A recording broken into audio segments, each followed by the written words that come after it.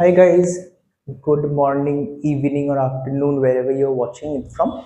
So today we're gonna start off with ICSE class 9, a lecture 2 that is about factorization. Okay, so let's begin our class today. Okay, let's start. So, what are the things that we are going to cover in this chapter? This is why do we need factorization, daily examples, why do we need actually? Methods of factorization, monomial, what is a monomial, binomial, polynomial, and synopsis, that is the overall of the chapters. Okay, so why do we need factorization? Let's begin. Okay, factorization is helpful in everyday life in the following ways. Security. It is used in encrypting data, like securing online bank transactions, simplifying calculations. This is the part that we are going to be covering, simplifying calculations. Efficiency, how to do it very fast, how to efficiently solve our problems. Budgeting. Let's see how do we solve budgeting. Dividing a budget into smaller expenses like categories, breaking down $1,200 into $400 for each month.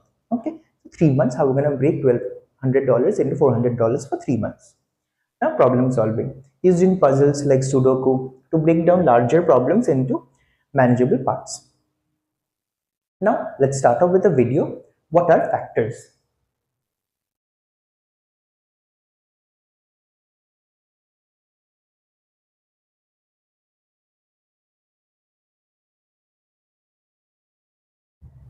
One second.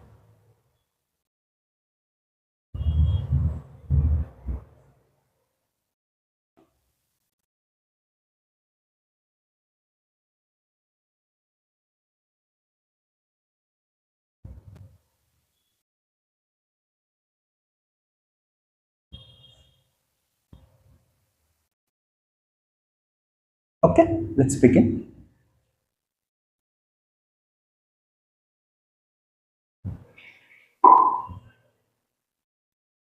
What are the factors of a number? How do we find out if a number is a factor of another? Is 4 a factor of 24? To know if 4 is a factor of 24, we simply divide 24 by 4 and find out if the remainder is 0 or not. Is the remainder 0 here? If we divide 24 by 4, we get the quotient as 6 and the remainder as 0. So, what does this imply? After the division, if the remainder equals 0, it tells us that the divisor is a factor of the dividend. Since the remainder is 0 here, we say that 4 is a factor of 24. It also means that 24 is divisible by 4, or you can say that 24 goes exactly into 4.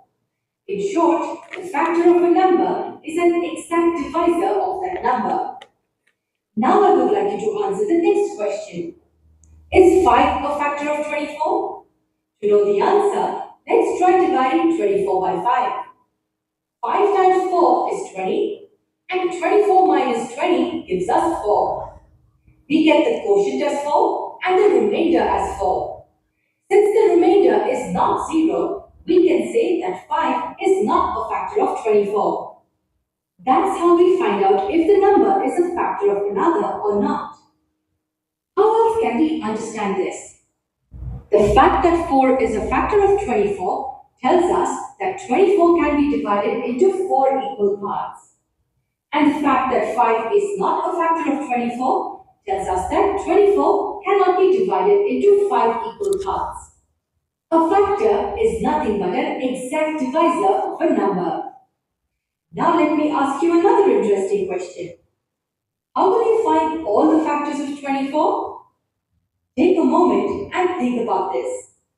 We cannot try dividing 24 by all numbers and see if we get the remainder as 0 in each case. That would be very tedious. So yes, there is a better way in which we can find the factors of a number. We see that in the next session. Okay guys, so this was a very small video about what are actually factors. Factors can be anything, okay, but it has to be completely divisible by the other number. Okay, if when a bigger number is getting completely divided by a smaller number, that smaller number is a factor of the bigger number. Okay, let's continue straight to the next video.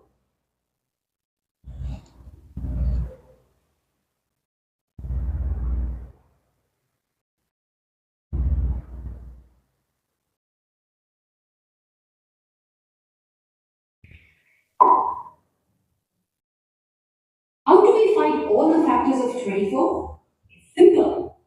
We write the number as a product of two positive numbers. We have to think of all possible combinations though. How do we write it as a product of two numbers? Let me give you an example.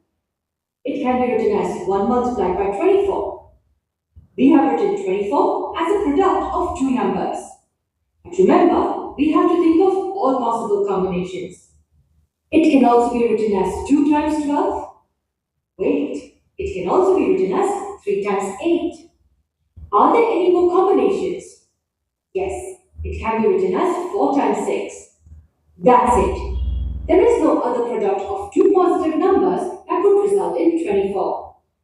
Wait, how do we know that all products have been covered? Okay, so always use this logic when you are writing a number as a product of two numbers. Start off with 1. Every number is obviously divisible by 1. Write that product first. Then see if the number is divisible by 2, which is the next natural number. If yes, we write the product as we have written it here. Then we move on to the next natural number, 3. Is 24 divisible by 3? Yes, so we write the product here. Then 4. 24 is divisible by 4 and we wrote that product here. And after 4, we have 5. Is 24 divisible by 5? No, it isn't. So we cannot write it as a product of 5 and another number. And the next number is 6. But 6 onwards is already covered here. That's when we know that we have covered all possible products of two numbers. The numbers covered are in a U shape. Anyway, that's all we have to do. What are the factors of 24 then? All these numbers individually are the factors of 24. We can say that the factors of 24 are 1, 2, 3, 4, 6, 8, 12, and 24.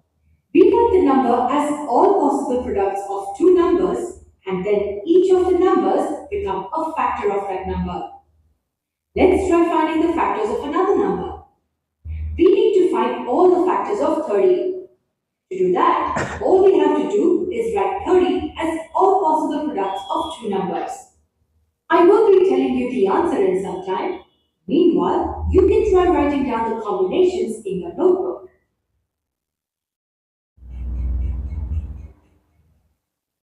We can start off with the number 1. 30 can be written as 1 multiplied by 30. This is the simplest and the most obvious combination. 1 is always a factor of all numbers. Then we move on to 2. Is 30 divisible by 2? Yes, and the product can be written as 2 multiplied by 15. Is 30 divisible by 3? Yes, the product can be written as 3 multiplied by 10. Is 30 divisible by 4? No, it isn't, so we cannot write a product with 4 as one of the numbers. What about 5? Yes, 30 is divisible by 5, and the product can be written as 5 multiplied by 6. Next number is 6, which is already covered here, and the numbers after 6 are covered here. That's when we know that we have exhausted all possibilities. These are the only 4 ways in which we can write 30 as a product of two numbers. So we can say that these 8 numbers individually are the factors of 30. The factors are 1, 2, 3, 5, 6, 10, 15, and 30. How can we define factors then? Well, factors of a number are basically exact divisors of that number.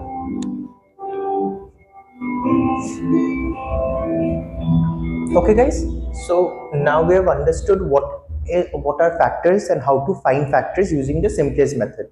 Okay, so let's continue with our presentation. So we know what are factors How do we find the factors of a number? We have just seen the video. Now we have to understand what is prime factorization method. Okay, there is also a video attached to it. We'll watch the video, but after some time. Okay, so what is the method of factorization? I won't be reading the entire thing. I'll just tell you one thing, that we already know what are variables, we already know what are constants. We have already learned in the previous classes, in class 8, in class 7, what is a linear equation, now what is a polynomial, what is a monomial, everything. Okay, so we have already even done some factorization without knowing it. We all know, if we are going to say what is the value of, what is the value of a plus b whole square, we all know that it is going to be a square plus 2ab plus b square. Okay, so this particular term, the factors of this are nothing but a plus b, again a plus b. So this is what we have already done. Okay, we already know this as well. A plus b and a minus b are nothing but the factors of a square minus b square. So we already know this term, and now we have realized that this is nothing but the factors of that particular number. Okay, so here the number are nothing but the variables that are represented. Okay, now let's go back and watch the video first. How to solve factors using prime factorization method. So this is the method that we are going to be using, okay, in the long run. Let's give it a watch.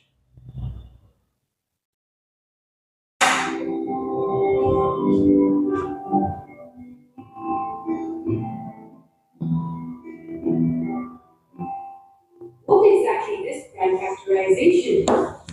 To understand this, we just need to understand two things. First, prime numbers, and second, factors. Let us understand factors first. Consider a random number, say 12. To get its factors, we just need to write 12 as a product of two numbers in all the possible ways. It can be written as 3 times 4. It can also be written as 2 times 6. Is that it? Don't forget the easier product, the product of 1 with the number itself. There is no other way in which 12 can be written as a product of two positive integers. It means 1, 2, 3, 4, 6, and 12 are the factors of 12. Now that we know what factors are, let's move on to the second concept, the concept of prime numbers. We will look at a few numbers and understand if they are prime or not. Let's start with the number 2. Think of different ways in which 2 can be written as a product of two positive integers. There's only one way. It can be written as 1 multiplied by 2. Such numbers which have only two factors, 1 and itself, are called prime numbers. So we write with 2 here. What about the number 3? The only way in which it can be written is 1 multiplied by 3. The product of 1 and the number itself. 3 also is a prime number. What about the number 4? It can be written as 1 multiplied by 4. Does that mean it is a prime number? Hang on a moment. It can also be written as 2 times 2. As the number 4 has factors other than 1 and itself, it is not a prime number. The number 5 can only be written as 1 multiplied by 5, which is why 5 is a prime number. 6 is not a prime number. 7 is a prime number. 8 and 9 are not prime numbers, and that's how the list progresses. You know what prime numbers mean. You also know what factors mean. So now you can easily see what prime factors mean. It's simple. Factors of a number which are prime. Look at the factors of the number 12. It has two prime factors, 2 and 3. So what does prime factorization mean? It means writing a number as a product of its prime factors. Writing 12 as 2 times 2 times 3 is prime factorization of 12. It is written as a product of its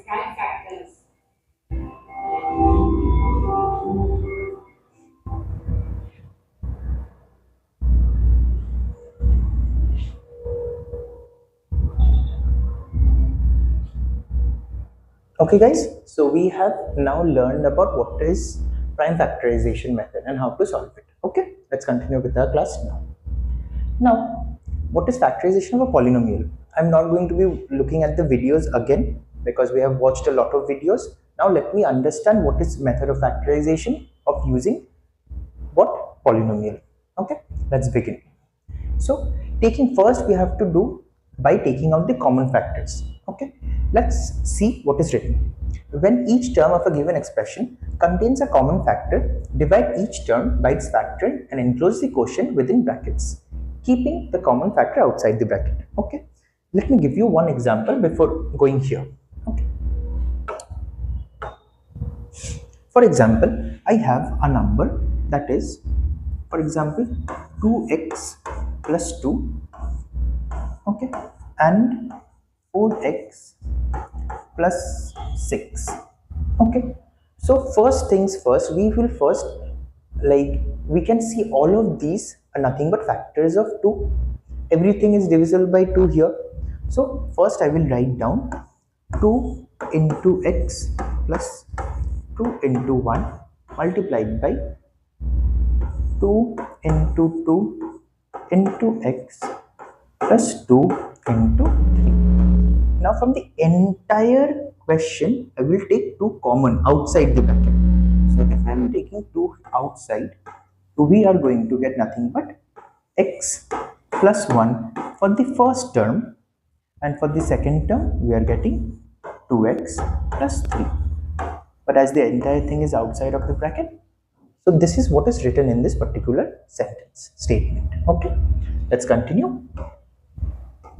Okay, here it is given. Find the HCF of all the terms of the given expression. So as we know, HCF is the highest common factor. We have to find the factor of that particular sum. So there is a sum given here. 6a square minus 3ax. Okay, let us do it. Okay, we are going to take 6a square minus 3ax. Okay, divide this particular thing into prime factors. Okay, so this is going to be 2 into 3 into a minus 3 into a into x. Okay, so here what are the common things that we can see in both of them?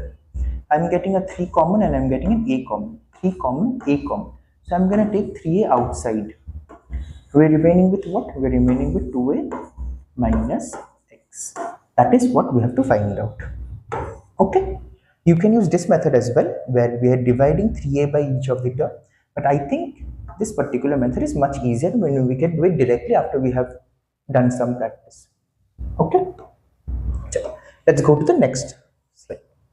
Now, how do we factorize polynomials using identities? But before going into this, we shall watch the video about what is factorization of polynomials. Let's give it a shot.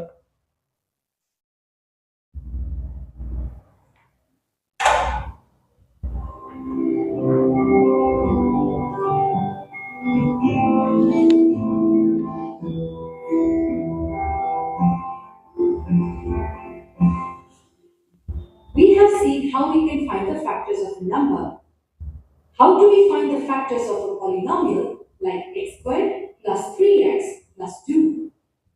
The concept is still the same. If this can be written as a product of two polynomials, then those polynomials will be factors of this polynomial. This can be written as x plus 1 multiplied by x plus 2. What you see on the board is called factorization. For now, let's not think about how we got this. Instead, let's focus on what factorization is and why we need it. X plus 1 and x plus 2 are the factors of the polynomial. How do you know if the polynomial is completely factorized? We just have to know two things. The degree of each factor will be less than the degree of the polynomial. We can see that in this case. It is very much true. Both the factors have degree 1, which is less than that of the polynomial, which has a degree 2. The second thing we need to know is that any of the factors cannot be factorized further. In this case, the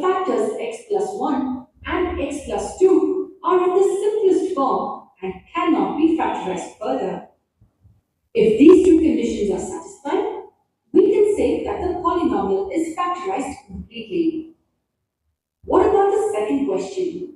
How do we factorize? Is there any reason?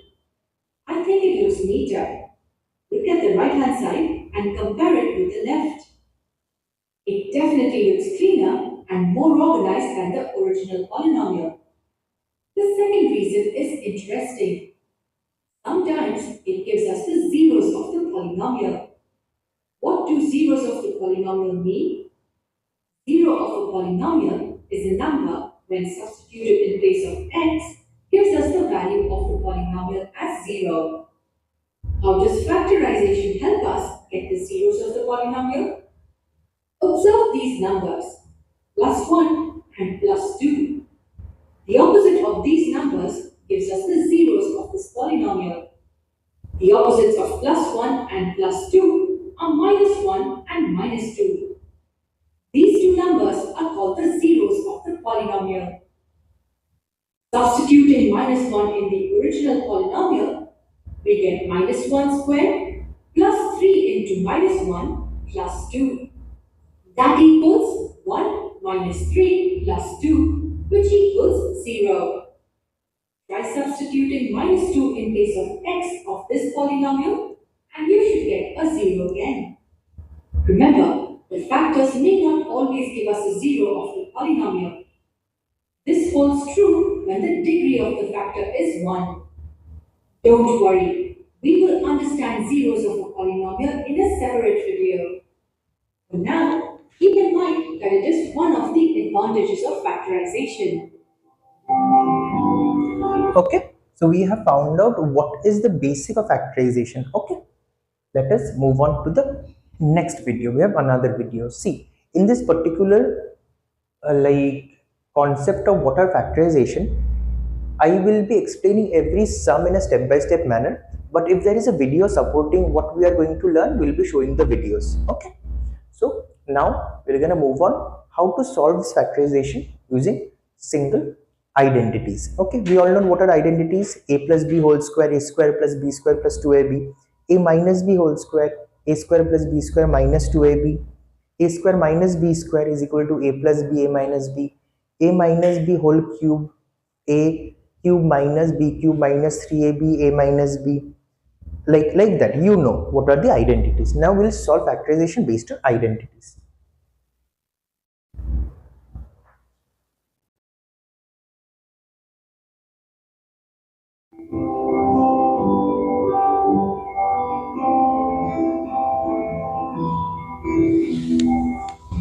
Before we begin to understand how special identities can be used to factorize polynomials, let me write them down for you. The first one says a plus b the whole square equals a squared plus 2ab plus b squared. The second one says a minus b the whole square equals a squared minus 2ab plus b squared. How do we use these identities to factorize polynomials? Look at this example. 9m squared plus 12m plus 4. Can we factorize this expression further? One way in which we can do it is to find the highest common factor of the three terms. But if you observe carefully, the HCF of the terms is 1. Is there any other way to factorize the polynomial? The first term is 9m squared. We can also write it as 3m the whole square. The third term in the polynomial is 4. It can be written as 2 squared. We basically wrote the first and the last term in whole square terms. Why are we doing this? This is our first identity. A plus b the whole square equals a squared plus 2ab plus b squared. We got the first and the last terms in this form. Now we look at the middle term. How can we write 12m? Can it be written in terms of the first and last term and in this form? Yes, we can write it as 2 multiplied by 3m multiplied by 2. Observe how we split the middle term. We made sure that these two terms are present and the factor of 2 is also present.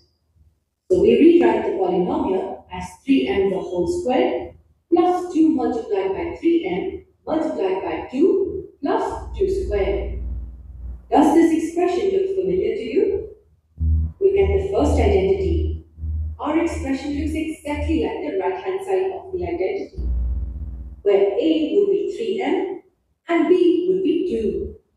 So A plus B the whole square is equivalent to 3m plus 2 the whole square.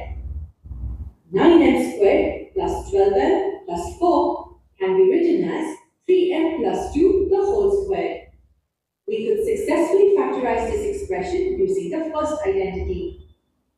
Question is, how do we know that the first identity has to be used? It's simple. Look at the first and the third terms. They have 9 and 4. Both can be written in squared form. And the sign of the middle term is positive. The moment you see such terms, remember that the chances of using the first identity are very high. And if the middle term was negative, we would have used the second identity. Now that we are done with the factorization, we should check our answer. We solve the factorized expression and see if we get the original expression. 3m plus 2 the whole square can be written as 3m plus 2 multiplied by 3m plus 2. And we use the distributive property to expand the brackets. We multiplied this with this and this with this. We get 9m squared plus 6m plus 6m plus 4. We add the like terms to get 9m squared plus 12m plus 4, which is our original expression. Our answer is correct. 9m squared plus 12m plus 4 can be written as 3m plus 2 the whole square. Okay, so there are three videos using the identities. First, we have solved using a plus b whole square. Next, probably is going to be a minus b whole square, and the other one, let's see. I'm not gonna waste your time now. I'm just gonna say that what is the particular identity that we are using here. We're going to use the second identity, a minus b whole square. We'll be solving it using the same thing. Third, now what is the third identity here that is being used? It is it is this identity, a plus b, a minus b whole identity. Okay, so let's get back to our class now. First, second, third. Now it's time for finally some practice. Okay, the first question here is 8ab square plus 12a square b. Now what is the common factor here? Let me do these kind of sums in the way that we have been taught. Let's begin. Okay, first thing is that see this particular method I am not going to be following. This is from your book. Okay, now let's solve the method in which I know I am comfortable in. 8ab square plus 12a square b. Okay, now what are the basic factors of this? I'm splitting this up into the smallest prime factorization unit that I can vouch for. Okay, 8 can be written as 2 into 2 into 2, so I'm writing nothing but 2 into 2 into 2 into a into b into b. Secondly, 12 can be written as what? 3 into 2 into 2 into a into a into b. Now I will take out whatever there is common. Okay, I can see 1 2 here, 1 2 here, another 2 here, another 2 here, no 3, so I'm not going to take 3 common. One a here, one a here, another b here, one b here. So these are the things that will come out to be common. So we are getting what common? 2 into 2 into a into b, and whatever is remaining will keep it inside the bracket. So 2b plus 3a, 2b plus 3a. Okay, now let's multiply this whatever we have found out. So 4ab into 2b plus 3a, that is the answer. Okay, I think this sum can be done directly now by you. Okay, now let's move on to the next sum. Now using grouping, Let's do some sums first. After that, we'll follow. What is this? First, let me do one thing. Let me annotate and let me first clear this for you to solve the sum. Okay. Now, if I want to solve this sum, let me solve it here. First thing we are going to see here is AB plus BC plus AX plus CX. Okay. Let me write it down. AB plus BC plus AX plus CX. Okay. Now we can solve this in two manners. Whatever I can see is we can take the first one and the third one as the same because both of them has A, and the second one and third one because both of them has C. Okay. Let me write it down in that manner. AB plus AX plus BC plus CX. From the first two term I can take A common. What I am getting? B plus X. On the second, these two, third and fourth term, I'm taking C common. I'm again getting B plus X. Okay. So if these two are equal, so we can write A plus C is one factor and B plus X is another factor. Now this is our answer. Okay. So like this we can solve this sum. Let me rub this now. Okay. This is how we are going to solve by grouping. Let's continue with the next part. Now, let's factor the common factors from this sums. Okay, let's begin. I have this number.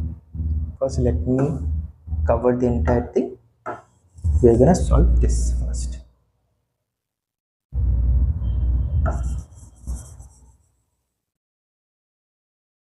It is taking a lot of time. Let me solve it on the right hand side of the page. See, in the first part, we are seeing the entire, let's first see the entire sum. It is written 2, 2x minus 5y, 3x plus 4y, 2x minus 5y, x minus y. Okay. So what is the common thing that we can see in both of them? I can see 2x minus 5y, 2x minus 5y common in both. This is the first thing that I will take out of the entire sum.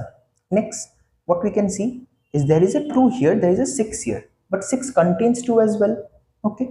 So let's first take out whatever is common that we can see just by looking at this sum. So we have taken out 2x minus 5y and a 2. Now what are the numbers that are remaining? Let's see. In the first instance, the only remaining part is 3x plus 4y. So I'm writing 3x plus 4y here. 3x plus 4y. And there is a negative sign here. We're going to write negative sign here.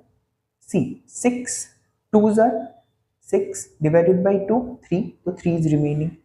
So 3x minus y. This is the answer for the first one. Wasn't it easy? Now let's do it for the second one. Let's see the sum. Might be looking very difficult to understand, but let's try to solve it. 3x square minus 2y square, 2y square minus 3x square, 15x square, 10y square. Okay. So here you can see only the sign is different, right? 3x square is here. It has a negative sign in front of it. No. Okay. So rest everything is the same. So if I'm gonna solve this, first thing we have to do is we have to change the sign.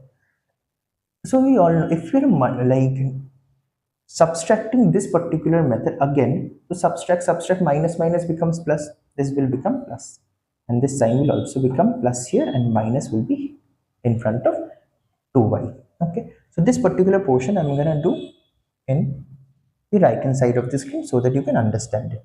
Okay, so I have minus yz 2y square minus 3x square.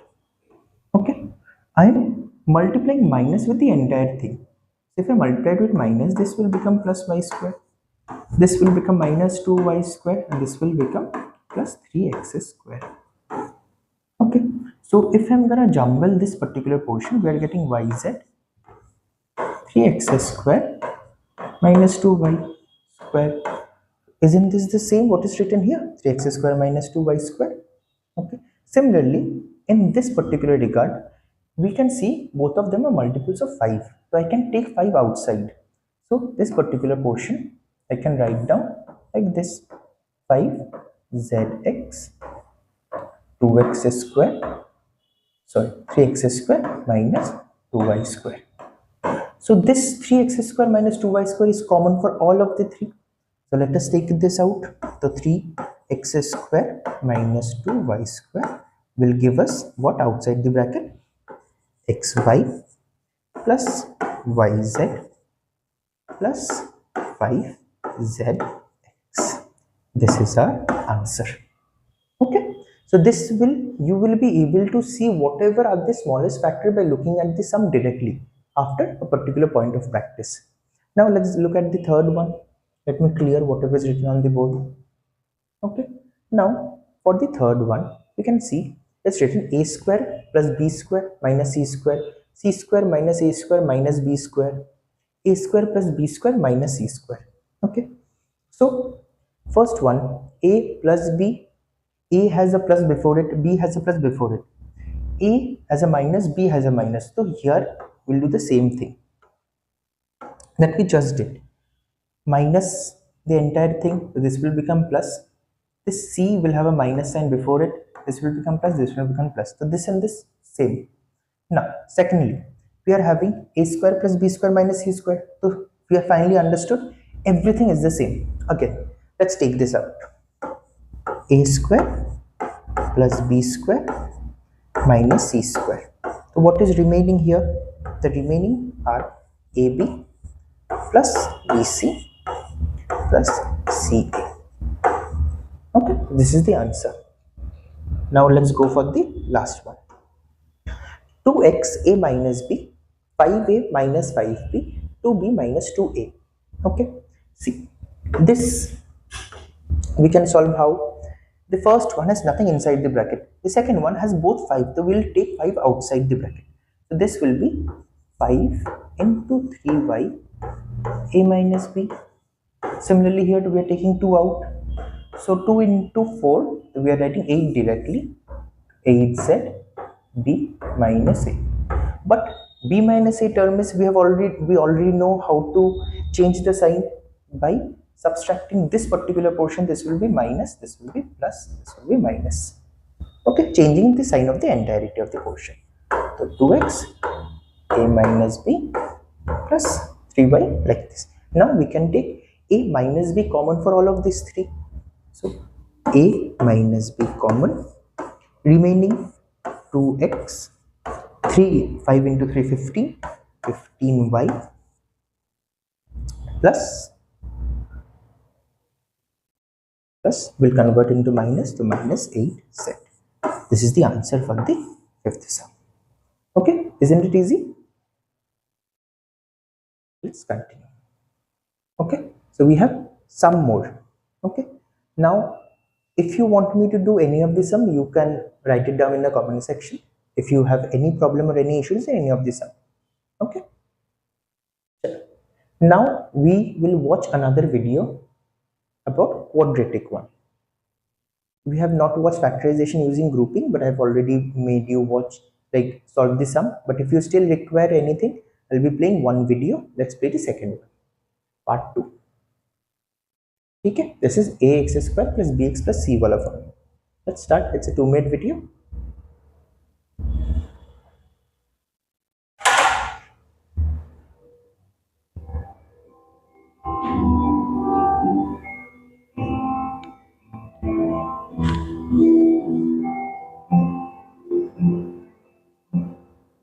This is the example we saw in the previous video.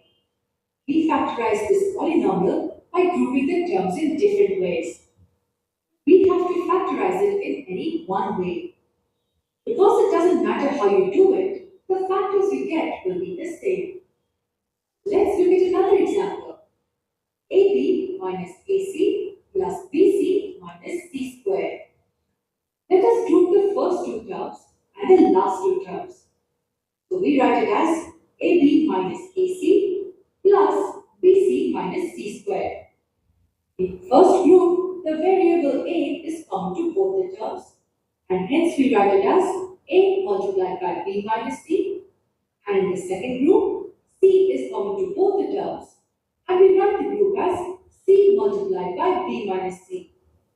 The binomial B minus C is common to both the terms, and hence we write the expression as B minus C multiplied by A plus C. There is another way in which we can factorize this polynomial. We can group these two terms and these two terms. We write it as AB plus BC plus minus AC minus C squared. Both the terms in the second group are negative. We take the negative sign outside the group and write the expression as AB plus BC minus AC plus C squared. Now we take the common variables out from each group and write it as B multiplied by A plus C minus C multiplied by A plus C. Taking the binomial that is common to both the terms out, we write it as A plus C multiplied by B minus C. Both ways you get the same answer. And remember, you just have to get the final answer by solving it either way. These kinds of problems are easy and can be solved really quickly. Okay, so let's move on. How to factorize a quadratic polynomial. Okay, now we have moved on to the last portion of our chapter.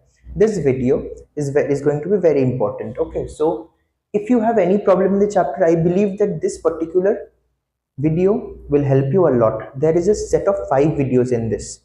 Okay, so firstly, I am gonna solve a few sums. After that, I am going to play the videos one by one for you to understand.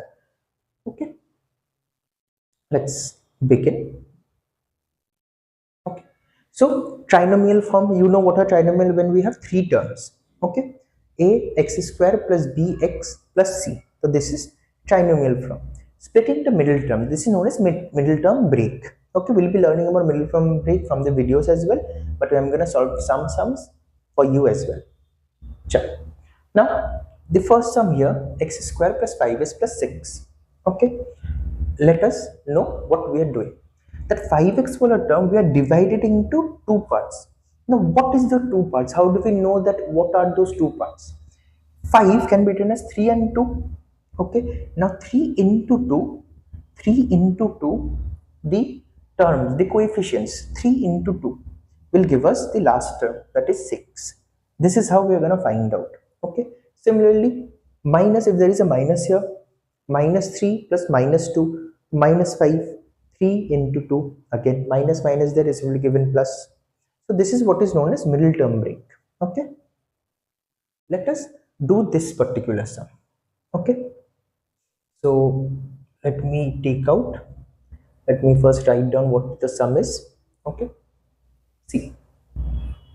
Okay, so it is written here 12 minus x plus x square, 8 minus x square. Okay, see, 12 minus x plus x square, 8 minus x plus x square. So first step what we did is we have brought this inside a bracket and made it same. So this and this are same now. This and this are same. Now we are taking this entire thing as a. Okay, to make our sum easier. Okay, why we have to write, like if a is not given here, you have to write x plus x square, like, and this will be very huge. We can convert this by taking a particular value as another variable that is not similar to the one given in the question. So 12 minus a, 8 minus a. Okay, so 12 minus 8a, now we are putting the a inside the bracket. Okay, so this one inside the bracket. So 12 minus 8a plus a square, same thing is written over here. Okay, after that what we are doing is we are splitting these two terms. Now see, this term might be like, what is this written? It's the same thing that is written. We are just going to reverse it. It's going to be a square minus 8a plus 12. Now we have to make sure that we have to write 12. So 8 can be divided into what?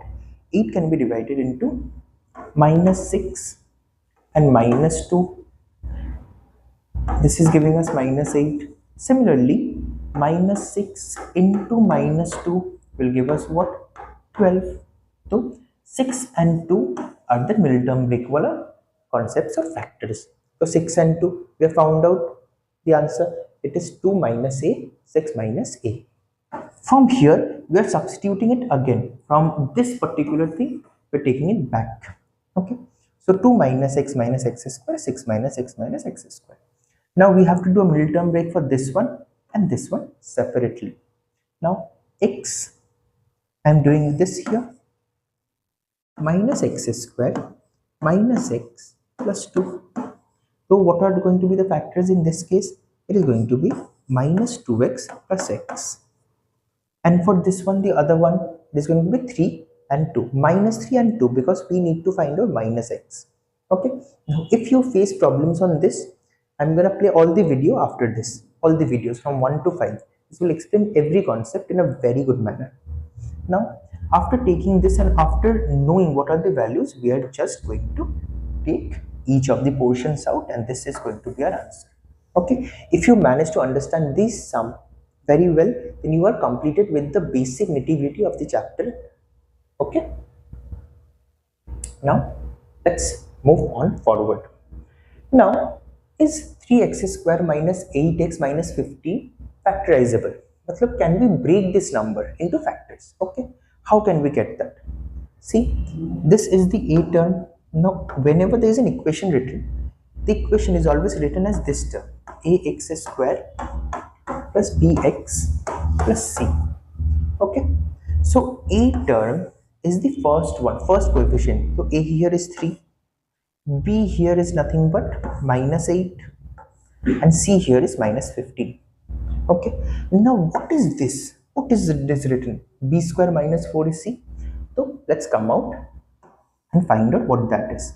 There is a formula that is b square minus 4ac. This is coming from where? This is coming from here. Okay, so what was b here? We have already written b is minus 8 here. So minus 8 whole square minus 4. A is what? A is 3 here. 3 into c is minus 15. Minus 15. Okay. So minus 8 whole square, as minus and square is present, the answer will be 64. Okay. Minus minus, it is going to be plus. 4 threes are 12 into 15. Okay. So 64 plus 150 plus 30, 180 plus 64. We are going to get 4, 4. Okay, so as it is, this particular number has to be a perfect square in order to be factorized. Okay, because we have started from the first portion of the chapter. If a number is not a factor, it will be completely getting divisible or divided by that particular number. So if this is only a perfect square, okay, then only this will be a factor. Now this is a part of the equation that we are talking about. The main equation is known as the Sridhari Acharya method. It is nothing but when we have this number, when we have the main portion, second,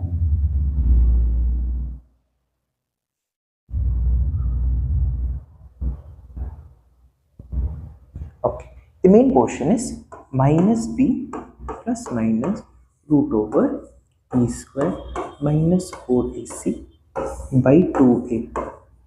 Okay, so this b square minus 4ac is the thing that will tell us whether it is a factor or not. Okay, so as there is a root present on top of it, this has to be a perfect square, otherwise a whole number will not be coming. That is the reason why it is. If it is not a perfect square, this won't be a factor. That is it. Now these are all the examples. Let me do two sums randomly. Okay. So let me do 10 here. Let's see. 3 minus a 4 plus 7. Okay, let me write it down in the top portion of the page so that I can utilize the entire page. 3 minus a 4 plus 7. So 3 minus 4a minus 7a square. Okay, converting in what format we know, ax square plus bx plus c. So this is square minus 4a plus 3. Okay, we're using the formula minus b plus minus root over b square minus 4ac by 2a. Okay, now we are using this particular thing, minus b, it is going to be minus of minus 4 plus minus b square is 16 minus 4 into a into 3, 16 divided by 2 into minus 7. So 28, 28 into 3, 28 into 3, 84, 6, 7, 8, 84, 84 plus 16 gives us nothing but 100. Okay, so this comes out to be nothing but 4 plus root of 100 divided by minus 14. Okay, so this is square root of 100 is 10. So 4 plus 10 divided by minus 14. Okay, so 14 by minus 14 gives us the value of minus 1. So this is going to be the answer for this. So what is this? So we have found out the value. So a minus 1 and a minus 1. That is it. Let's move forward to the next part. Now third item, difference of square. But first, before starting off with the difference of square wala portion, we need to see all the videos one by one. Let's start off.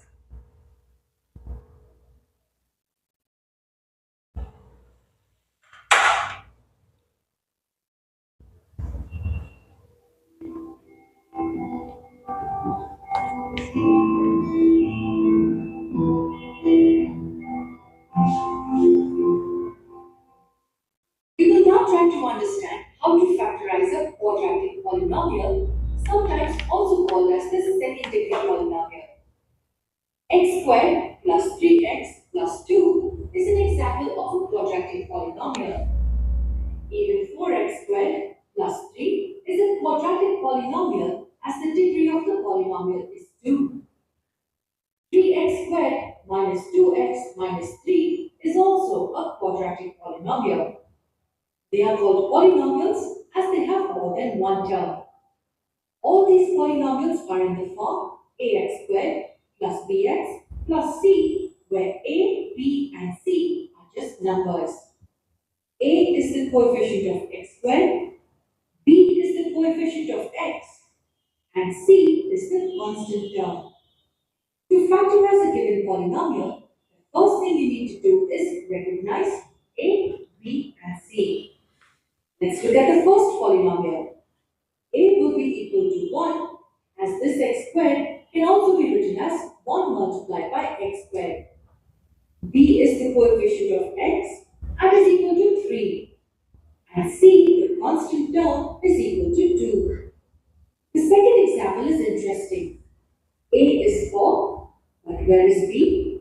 We can't see an x anywhere. It simply means that B is 0. Because we can also write it as 0x. And the constant term is 3. In the third example, we have negative terms. A is equal to 3 and B will be minus 2. The coefficient of x in this case is minus 2 and the constant term is minus 3, not 3. So we write C equals -3. Once you understand how to recognize A, B, and C, you will easily be able to factorize the polynomial. You observe the first and the third polynomials, you can see that none of them can be factorized using the identities. We will use a different technique to factorize such polynomials, which we will see next.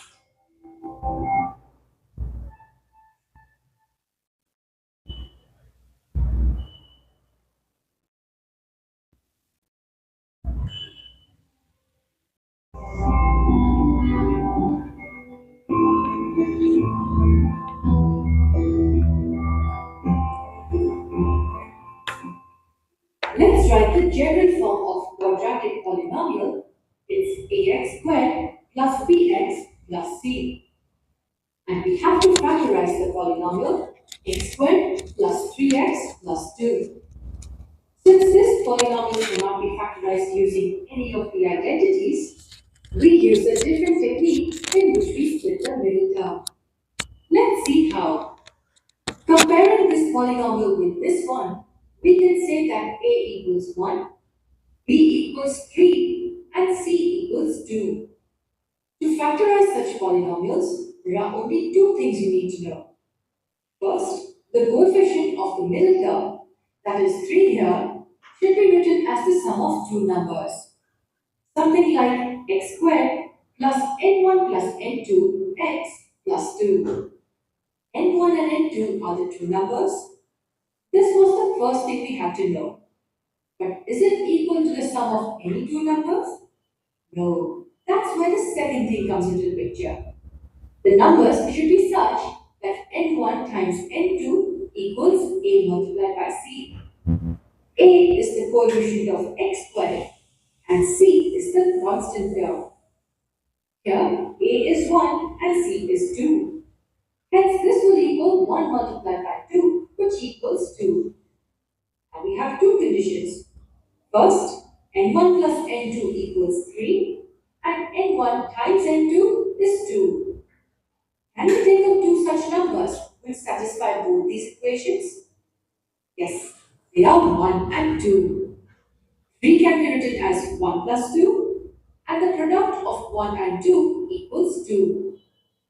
n1 is 1 and n2 is 2. Let's verify it again. n1 plus n2 is 1 plus 2, which equals 3. And n1 times n2 is 1 multiplied by 2, which is 2. So we got the sum as 3 and the product as 2. So we write 3 as the sum of these two numbers. This was the only part of the video that you need to understand really well. All we have to do is get these two numbers. The rest of the part is straightforward. So we write this polynomial as x squared plus 1 plus 2 multiplied by x plus 2. All we did here was split the coefficient of the middle term. Now we expand the brackets using distributive property. So we write it as x squared plus x plus 2x plus 2. Here we just expanded this. Now what do we do? Can we factorize this by grouping terms? Yes, we can. We write this as x squared plus x in brackets plus 2x plus 2 in brackets. This step is called grouping. In the first two terms, we have x as a common variable, so we write it as x multiplied by x plus 1.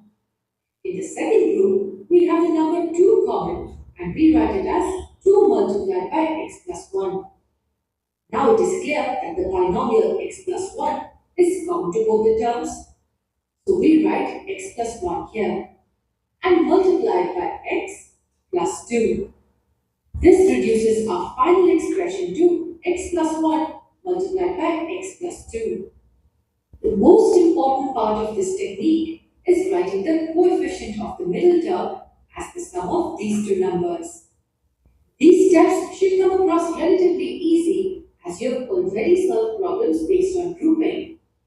If not, it may be a good idea to watch some of those problems being solved again. It will definitely help.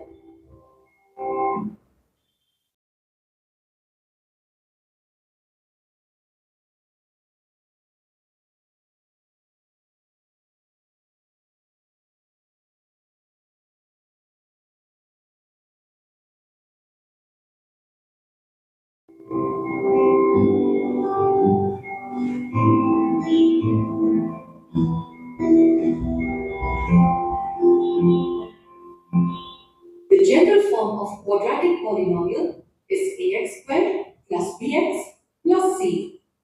Let's try to factorize x squared plus 7x plus 12. Since we cannot use any identity to factorize this polynomial, let us try to split the coefficient of the middle term. We can write it as x squared plus n1 plus n2 x plus 12. In this polynomial, a is 1, b is 7, and c is 12. We are trying to write the coefficient of the middle term as sum of two numbers. We cannot just write it as the sum of any two numbers. There is another condition. It says that the product of these two numbers should equal the product of a and c. A is 1 and c is 12. So the product equals 1 multiplied by 12, which equals 12. So we have to think of two numbers such that their sum is 7 and their product is 12. Sometimes finding the combination of two such numbers is difficult. So the best way to look for such numbers is by taking a scratch paper and writing this as the product of two numbers. 12 can be written as 1 multiplied by 12. The sum of two numbers is 13, and what we want is 7. So these two numbers are not n1 and n2. 12 can also be written as 2 times 6. Again, the sum of 2 and 6 is 8, and what we are looking for is 7. Even these two numbers are ruled out. Do we have any other product combinations for 12? Yes, there is. 12 equals 3 times 4. Yes, the sum of 3 and 4 is 7. These were the two numbers we were looking for. n1 is 3 and n2 is 4.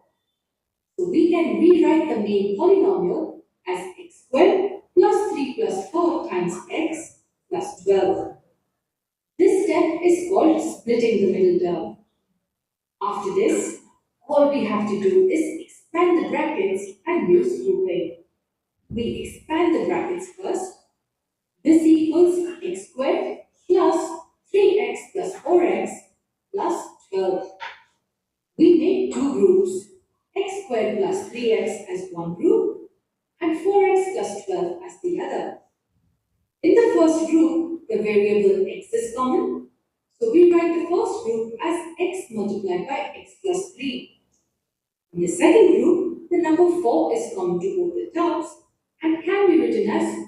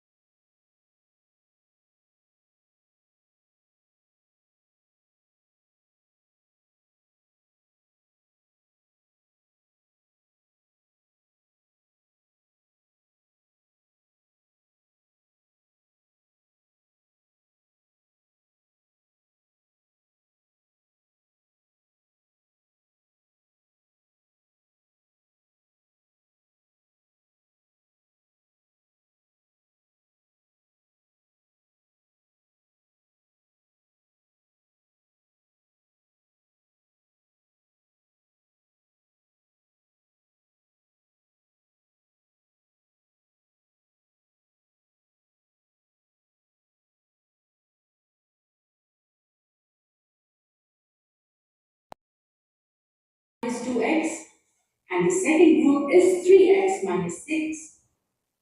First group can be written as x multiplied by x minus 2, and the second group can be written as 3 multiplied by x minus 2. And the binomial x minus 2 is common to both the terms. So we reduce the expression to x minus 2 multiplied by x plus 3. We split the coefficient of the middle term, open the brackets, and factorize by grouping. If you noticed, in both the examples, the value of a is 1. This kind of factorization gets even more interesting when a is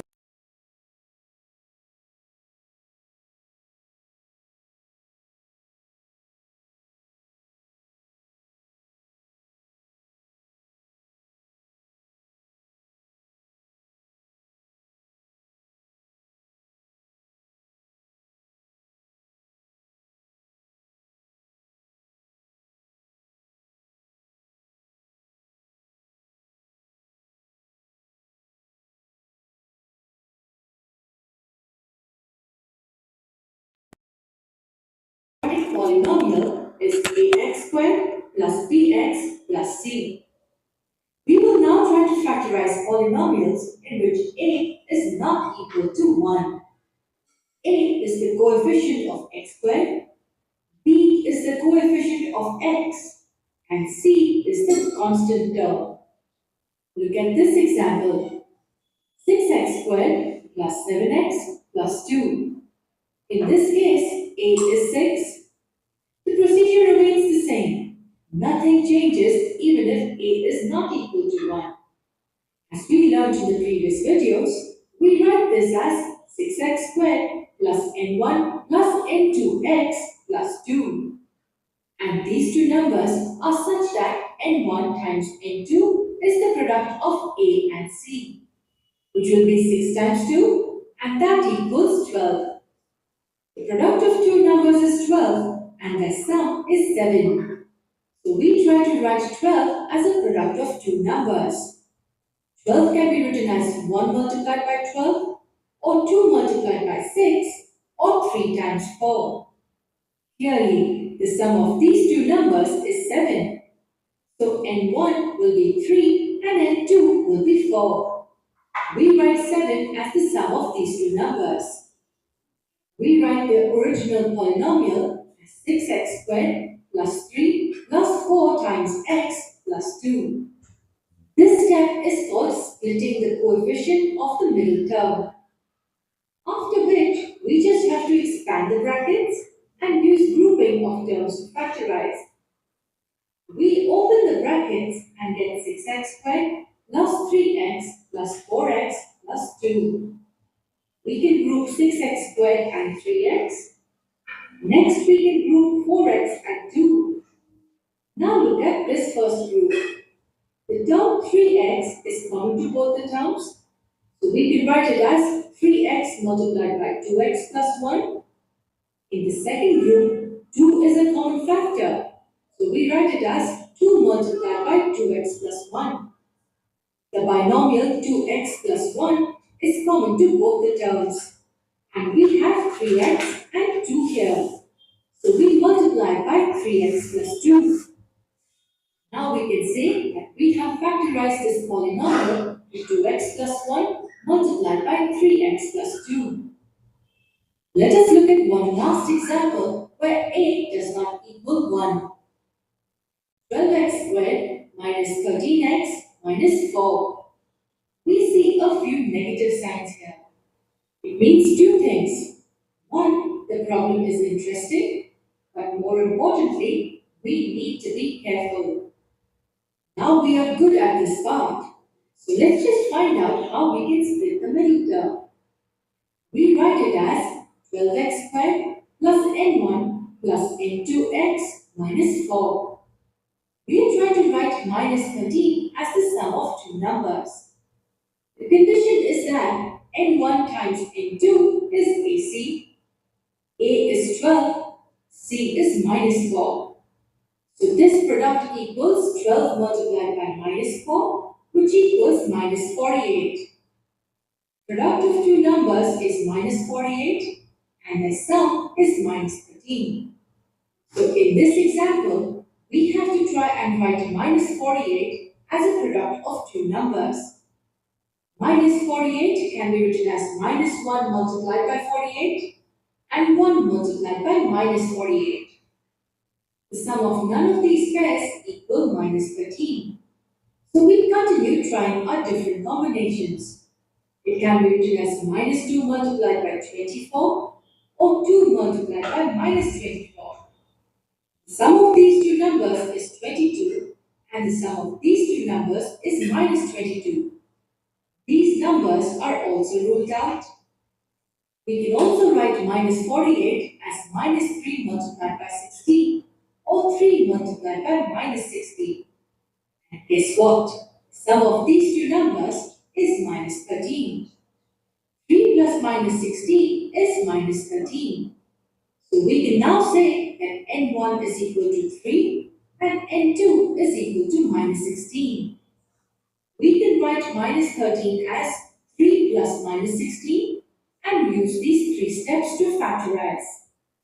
We will get the answer as 4x plus 1 multiplied by 3x minus 4. This example was as easy as the previous ones. The only important aspect we need to be really careful about is the negative signs.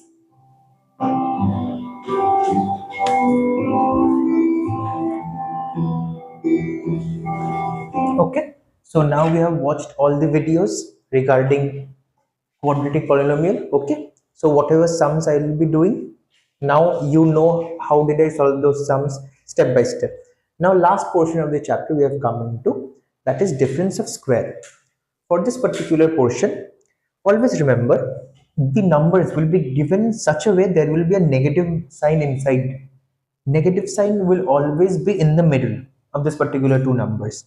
And one more thing, see, in this particular sum, whatever is written here, in 9, there will be, if there will be any numbers, that will be a perfect square. Otherwise, this type of sums cannot be solved by this particular method, difference of two squares.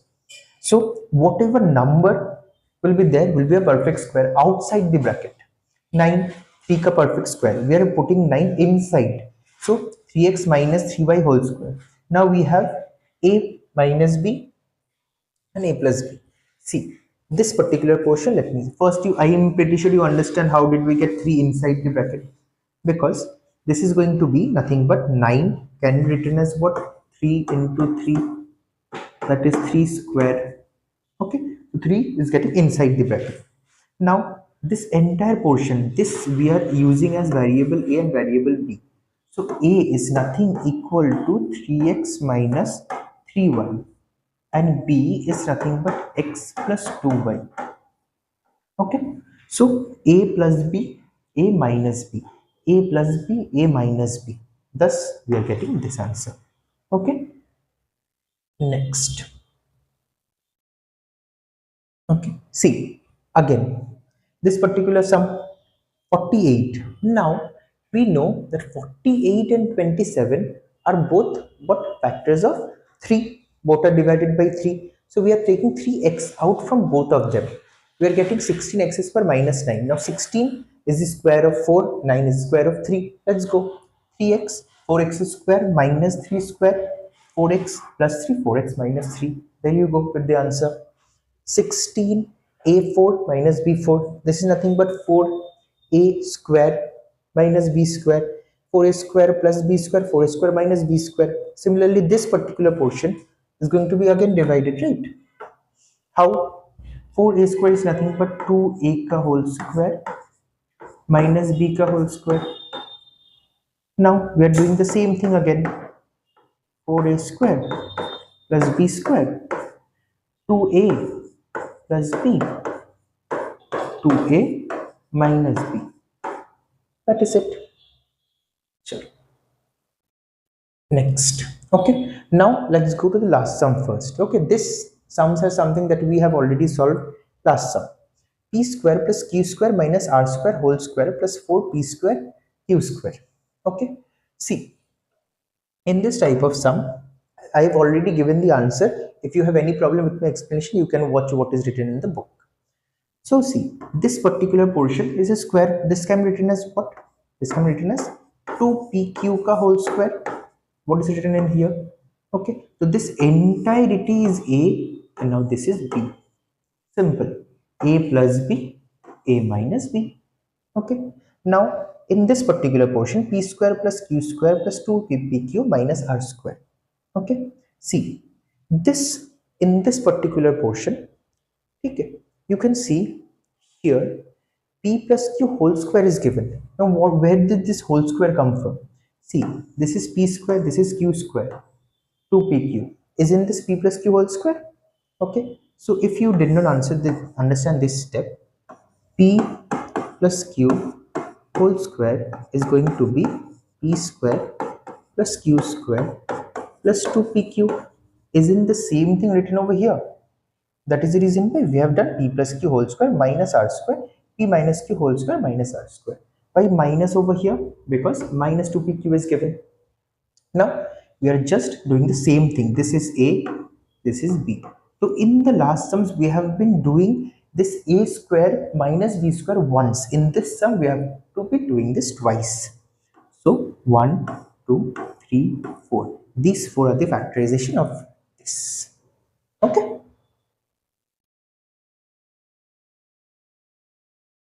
Okay. Now let's go for some practice. Let me do one sum for you. What me? What do you want me to do? Let's do this one. Okay, the last one. This minus this. Okay, so this is what? A plus B, A minus B minus A plus B whole square. Both of them A plus B is common. A plus B taking common. A minus B minus A plus B. Okay, so comes out to be A plus B into A minus B minus A minus B. Okay, so plus A minus A comes and cancels out. It will be A plus B minus 2B. That is it. Okay, now we can do this sum otherwise as well, in other ways as well, this particular sum as well. Okay, let me try to do that in the different step. See, so you have plenty of methods to solve one particular sum. Okay, a square minus b square minus a square plus b square plus 2ab, a square minus b square minus a square minus b square minus 2ab. Okay, a square gone, minus 2b square minus 2ab. Okay, minus 2b common, we are getting b minus 2a. Isn't this the same that we have just solved? So this particular method has to be solved by squares. So that is the reason why first I showed you how to do with difference of squares, then by this method. Now let's do one more sum. Let's do this one. Okay, see what is written over here. 9a square plus 3a, 8b 64b square. Okay, let's see. 9a square plus 3a minus 8b minus 64b square. First two, we are taking 3a common. We are getting what? 3a plus 1. Second two, we are taking minus 8 common. b plus, no, minus 8b. Let's take minus 8b common as a whole.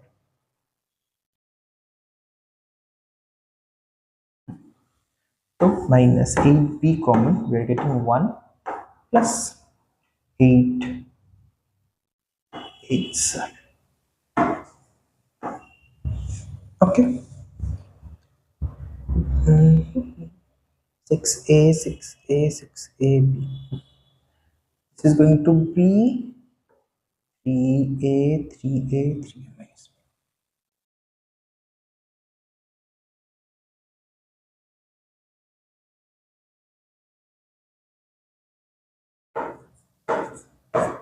64b square plus 3a minus 8b.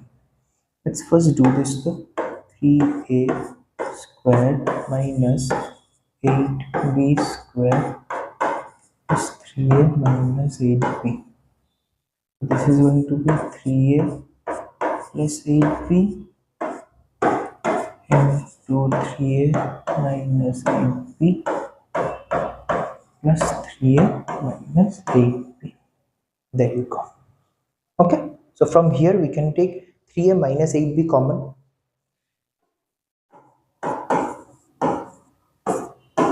Okay, we are left off with what? 3a plus 8b plus 1. There you go for this particular sum. Okay, this is how we have to solve everything. Okay, now comes this particular portion. I don't know whether this is there in a syllabus or not, but as we have done difference of square, difference of cubes are also there. Same way that we have solved it. How did we realize that it's a square or a cube? So the numbers that are attached to this, the coefficients, are always going to be in square or cube format. That's it. Okay, 16. What? How did we do? 16 is not a cube, but both of them can be, like 2 is common for both of them. If we take 2 out of this, 8a square plus 27. Okay, so 8 and 27, 2 ka cube, 3 ka cube. There you go. See, 125a cube plus 1 by 8. 5 ka cube, 2 ka cube. 5 ka cube, 2 ka cube. After getting out this value, we have to utilize the formula only. Now, what is that formula? A plus b whole cube is nothing but a cube plus b cube plus 3ab a plus b. Okay, we are making this the subject. So what we are going to do? A cube plus b cube is equal to a plus b whole cube minus 3ab a plus b. Similarly, a plus b, if we take common here, we are remaining with a plus b whole square minus 3ab. Next, a plus b, a square plus b square plus 2ab minus 3ab. A plus b, a square plus b square minus ab. This is what is followed here. Okay, that is it. That is what we have done here. Okay, so we are going to follow this particular equation.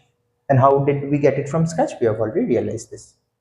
So now comes out to be, is it divisible by 7 or not? Divisible by 7 ke liye it's very easy. Same thing, we are getting the same formula. 8 minus 15 is 7. So if 7 comes out of the bracket, that is going to be divisible by 7. That's it. Okay, now 23, similarly 23 came out of the bracket, divisible by 23. Okay, so this was the entire class, I think.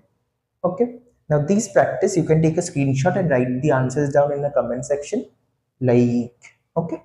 So this particular sum, any sum, if you want to do, you can do this, and you can tell me any particular problem or any sum that you have an issue with.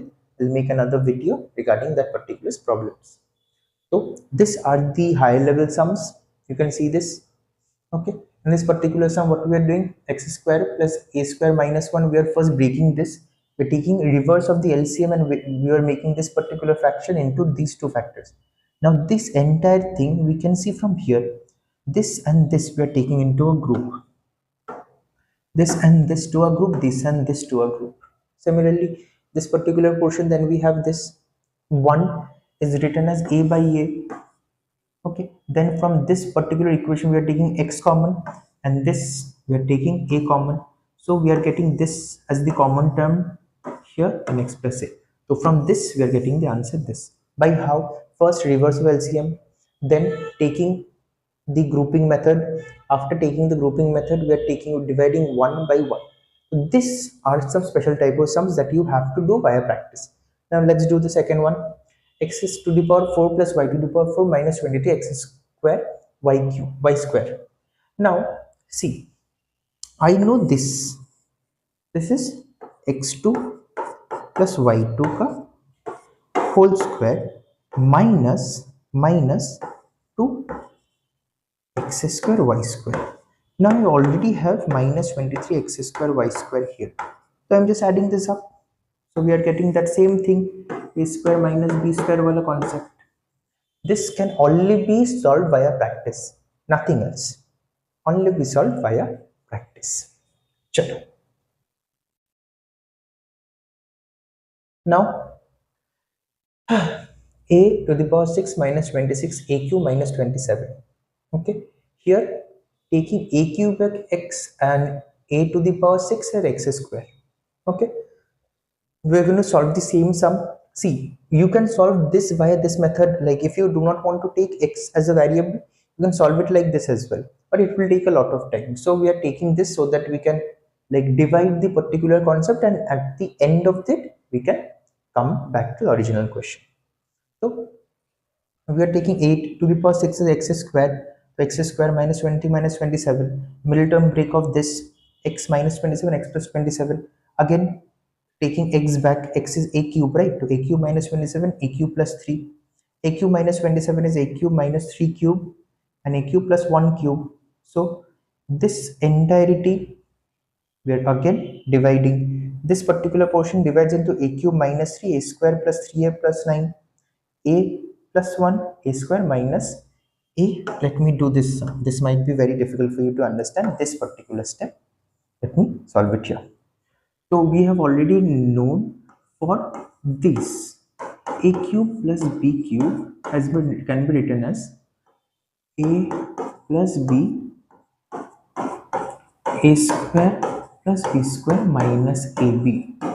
Similarly, a cube minus b cube can be written as a minus b a square plus b square plus ab. Okay, so we are utilizing this particular formula here. Okay, we already know the a term as this and the b term as this. Similarly, this is plus, so for plus 1 we are going to utilize this. So here it is a minus, here it's a plus. This is the trick that was appearing in the last portion. Okay, let's continue. Some more questions. So there is more than one method to solve this sum, any sum. Okay, we just have to practice and understand what are the different concepts that we can master. Do this, keep on practicing. I'm always here to help you guys out on any particular concept or sum.